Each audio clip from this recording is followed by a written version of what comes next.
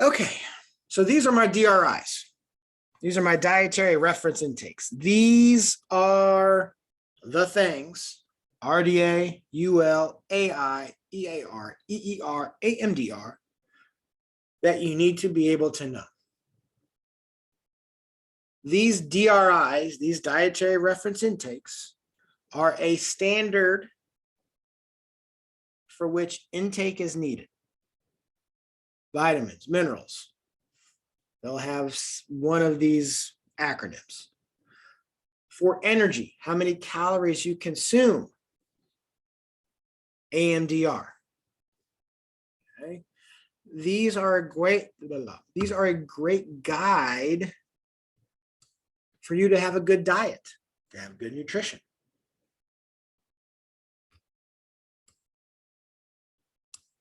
They've had a lot of research behind. Okay, there's a lot of scientific basis for why somebody in their 20s should have an RDA of this or an adequate intake of this. Okay, this helps us to evaluate if our diet is adequate enough.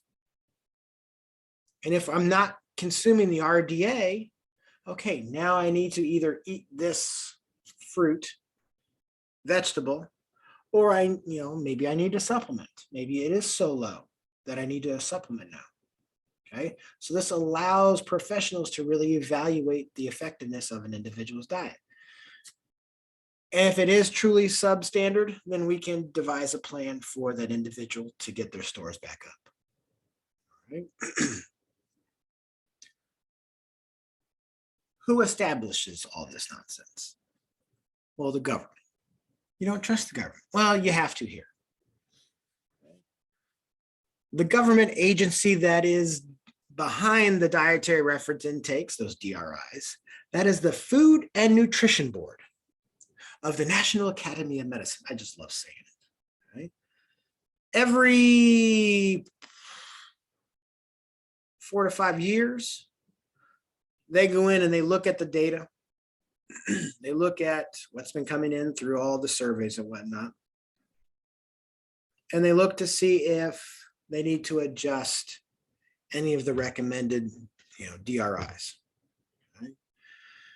And so these are the individuals behind those changes. Now, they change them a little bit more now than they used to. I mean, there was 20 years ago, they went a really long time in between adjusting some of these when some of the science was suggesting they should, and they never did for whatever reason. I don't know. I didn't really pay attention. But this is why a lot of people would start mega dosing with vitamin D and mega dosing with a lot of other things, because there was some anecdotal evidence to suggest that it could. And so people were, and they got a little bit better about it, and they started going back in and meeting every 3 to 5 years, something like that. I can't remember off the top of my head. Just for grins and giggles, I found this interesting because I never really paid attention to the Food and Nutrition Board. But this was originally called the National Academy of Sciences, and it was established in 1863. By who? The best president in the United States. From where? My hometown. Abraham Lincoln. Sorry, that's not going to be on the test. It's gone through a couple name changes over the years, but now it's called the National Academy of Sciences. It was like a huge mouthful, I think, in one incarnation. I don't know.